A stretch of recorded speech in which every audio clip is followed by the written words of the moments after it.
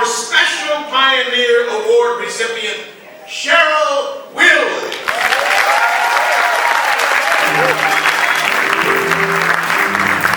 Good evening, everybody. I want to first and foremost salute my dear friend and yours too, the late great Grace Jones. She put her heart and soul into this organization every year, and I was honored to host it. When she called, I answered. Hey, Curtis Farrow! You know, I have to tell you that it's time that we start celebrating each other. We can't wait on other people to celebrate us. And that's what the Audelco is all about. Please stand and salute our Special Pioneer Award recipient, my friend, Irene Gandy.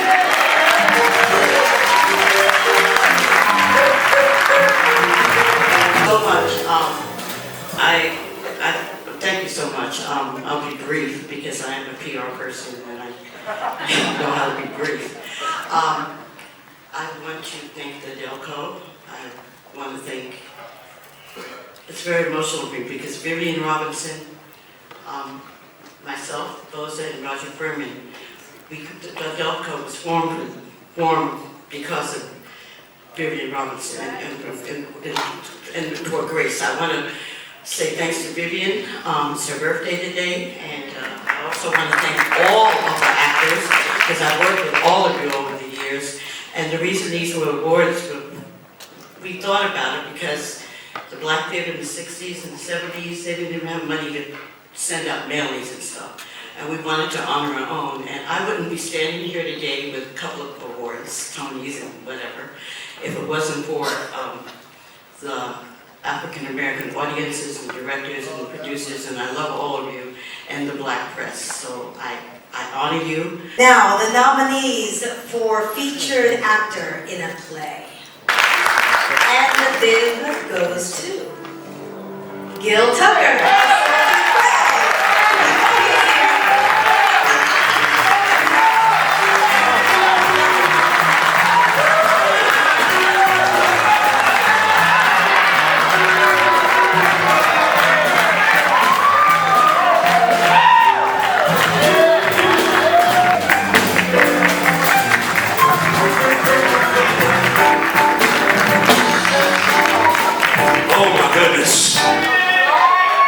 God is good, y'all. First of all, I want to thank God. This is a surreal moment for me. I was living in Miami, and I got a call from my man Fulton Hodges. We had did a soldier's play about 20 years ago. And he said, yo man, too bad you're in Miami. NEC is going to be doing a soldier's play. I said, find out who's auditioning and I'm coming up. Good afternoon and welcome to My Harlem Portrait. This show is about Black excellence in every field.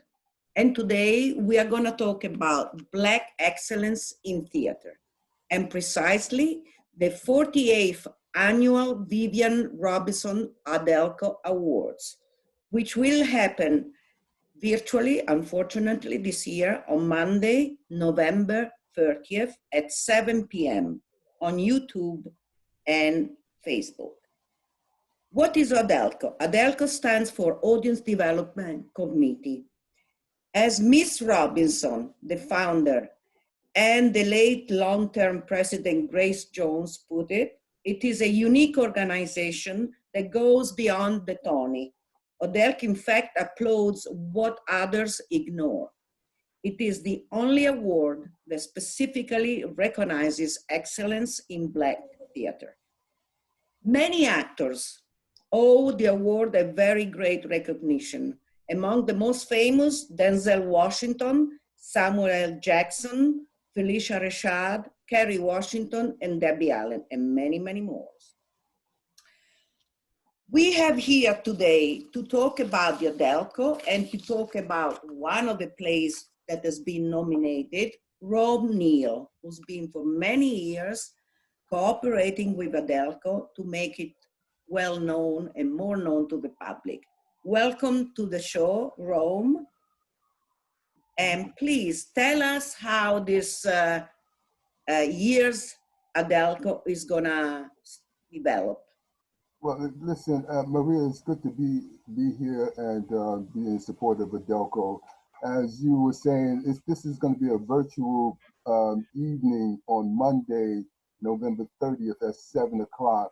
And virtual, you say, unfortunately, however, virtually could be fortunately, because now Audelco gets to be seen by people all around the world, especially all around the States, where we have Audelco Award actors in California like again, you got Samuel L. Jackson, you got Denzel Washington, who can't make the awards all the time, but they can tune in and check out the award ceremony. And so virtually could be a blessing in disguise for this one. And I know it's virtually a blessing in disguise for a whole lot of folks, because this time it's free. That's right. And people can get the opportunity. This may be the only time that it'll be free, so they better take advantage of it now and go to. You can go to www.audelco.org, AUDELCO.org. Again, that's AUDELCO.org, and find out more about getting those virtual tickets for virtual free tickets for the Audelco Awards. They'll be via Eventbrite, and it's going to be quite exciting this year. We've got some special awards that are going to be given away to people, some wonderful people in the arts of theater. We have outstanding achievement. It's going to be given to Tina Fabrique, fantastic actress, singer. Blair Underwood, he's going to get a Outstanding Achievement Award.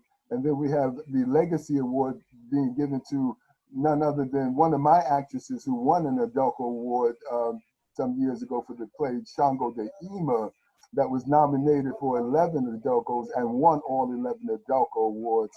That was, this lady is Viney Burrows, and Viney just turned 96 years old this year, and she's still acting strong.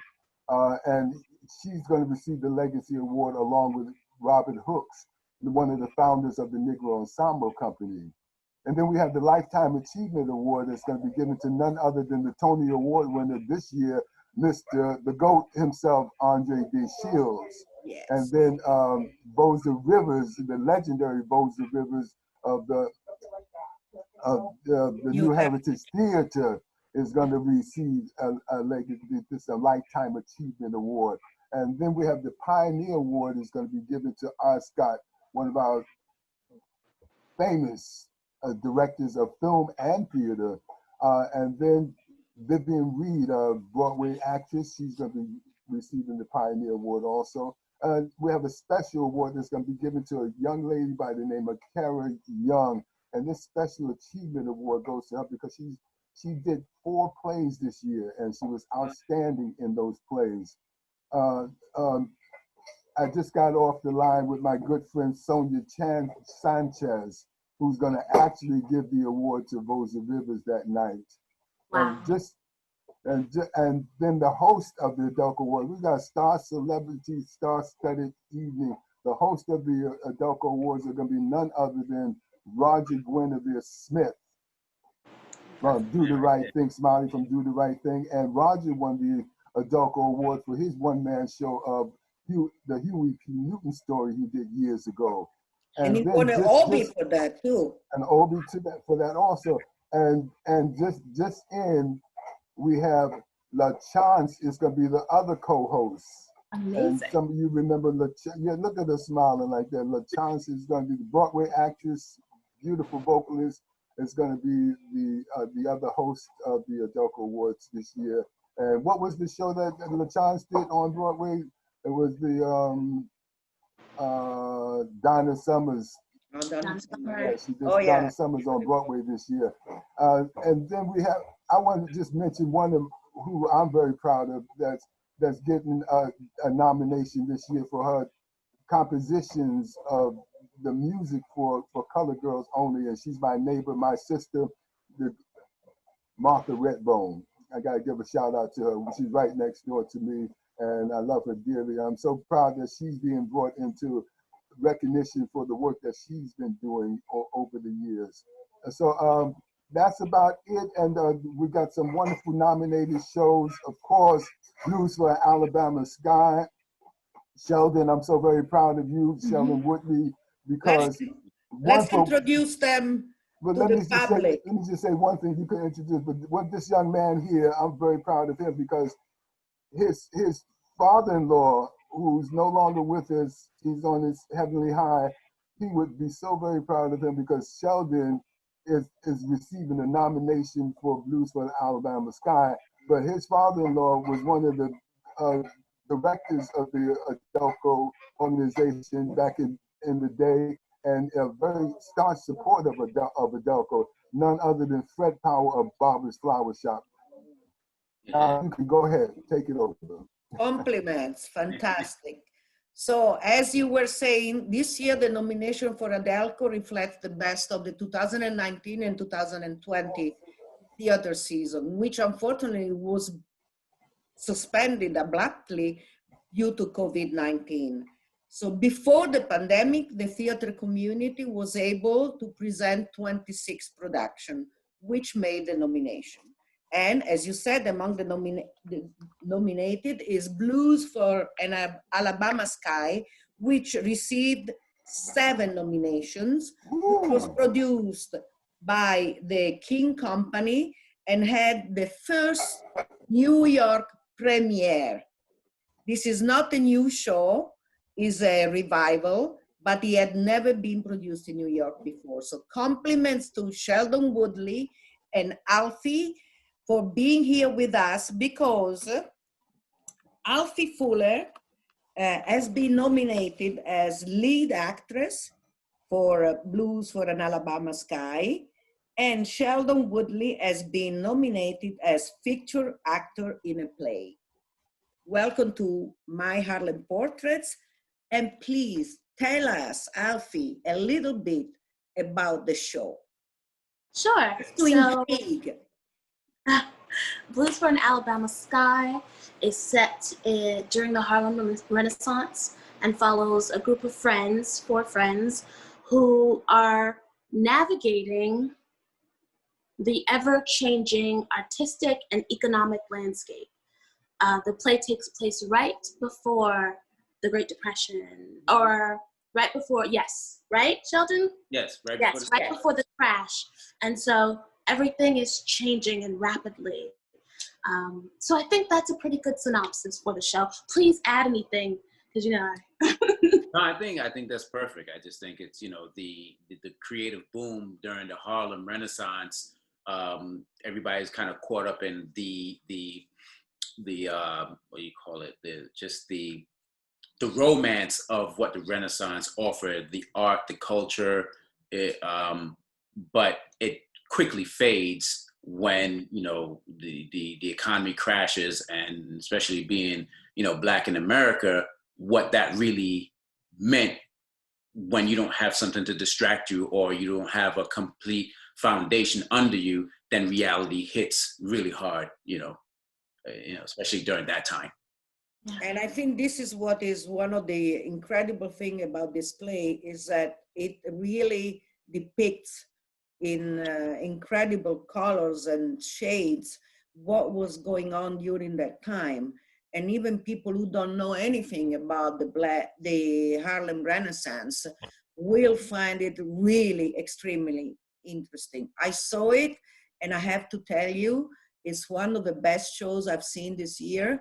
This year.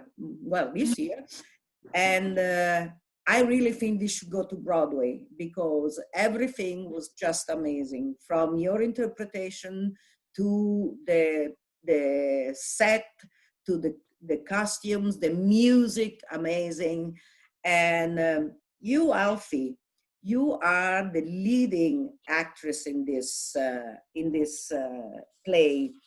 And she is a singer, and she just lost her job at the famous Cotton Club. Mm-hmm.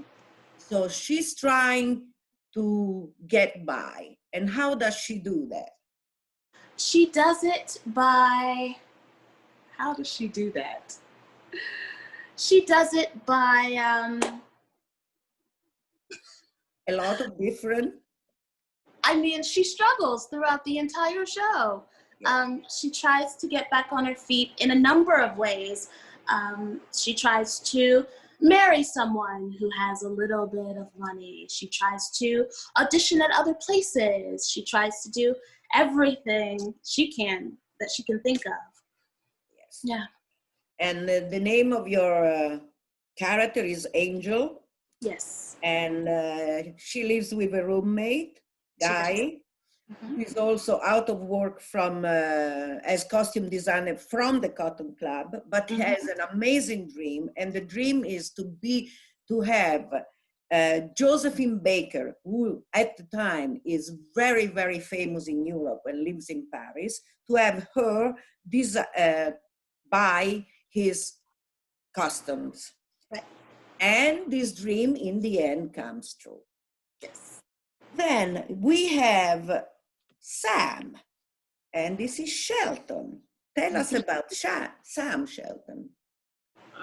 Sam is a doctor in Harlem. He's I guess you would say an obstetrician. He delivers all the babies in the community, so he's very well known.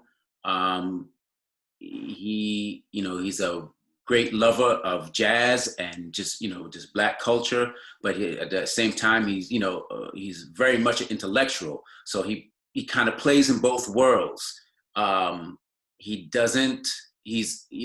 that he's a doctor, he does not like to lend himself to one side too heavily.